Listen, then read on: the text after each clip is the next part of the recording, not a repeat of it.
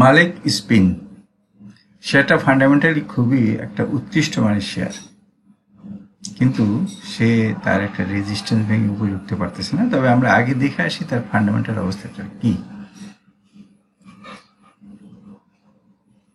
আমরা এখানে যেমন দেখছি, প্রথমে ইপিএসটা দেখি। ইপিএসটা ইনক্রিজিংটা খুবই সুন্দর এবং ইয়ার এন্ডে দেখা যাচ্ছে 778% আপ হয়েছে, 78% পর্যন্ত, 778। ওকে, আরেকটা জিনিস লক্ষণীয় যে পি রেশো খুবই কম, 4.76। 19,36,00,000 শেয়ারের মধ্যে ডাইরেক্টরদের হাতেই বেশিরভাগ শেয়ার। আর সবচাইতে একটা ভালো দিক সেটা হলো যে বর্তমান প্রাইস তার ন্যাবের থেকে অনেক কম। এবার আমরা এর টেকনিক্যাল অ্যানালাইসিসের দিকে যাই। আমি সরাসরি মান্থলি চার্টে চলে আসলাম।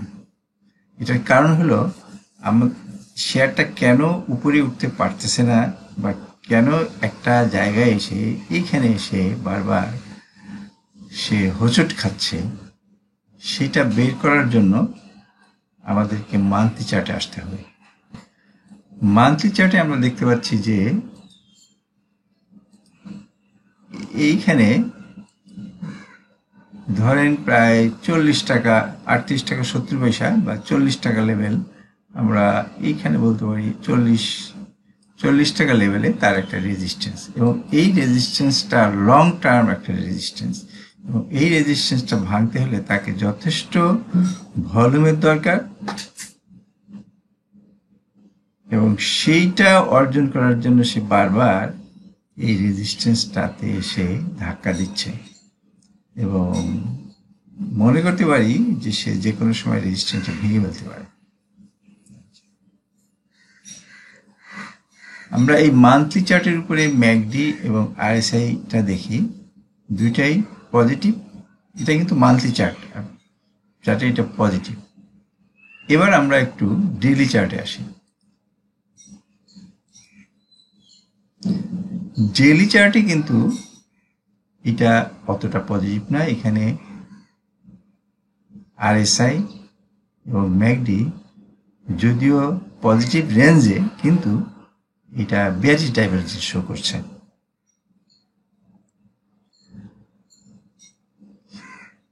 এবার যদি এই রেজিস্ট্যান্সে সে ভাঙতে পারতো তাহলে কি অবস্থা হতো সেটা আমরা একটু পরে আসতেছি, কিন্তু যেহেতু ভাঙতে পারেনি, এখন আমরা দেখি যে সে কোথায় যাচ্ছে। তার যে সাপোর্ট লেভেলটা, ডায়াগোনাল যে সাপোর্ট লেভেলটা, সেটাও আজকে দেখছি যে সে ভেঙে ফেলছে। সুতরাং আমরা এখন দ্বিতীয় সাপোর্ট লেভেলটা বের করবো বোলিঙ্গার ব্যান্ড থেকে। আমরা এখন ধারণা করতে পারি যে সে এই লোয়ার বোলিঙ্গার ব্যান্ড বা এর কাছাকাছি একটা অবস্থান থেকে সে ব্যাক করবে। তাহলে আমরা একটু ফিরে আসি সেই মান্থলি চার্টে। যেহেতু এখনো সে ব্যাক করে নাই, সুতরাং আমরা এখন ডেইলি চার্টে এটা অ্যানালাইসিস দিচ্ছি না।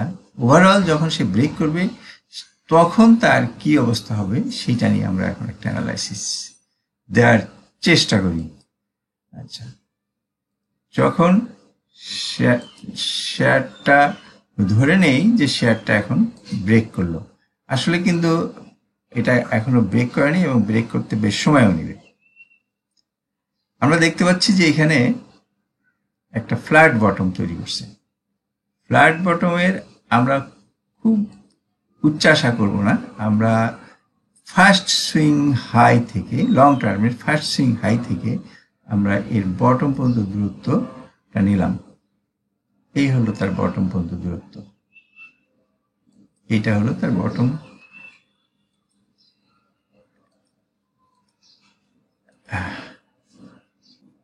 প্রফিট টার্গেট হতে পারে 110 পর্যন্ত। এটা যদি ব্রেকআউট হয়, আবার আমরা ডেইলি চার্টে যাই।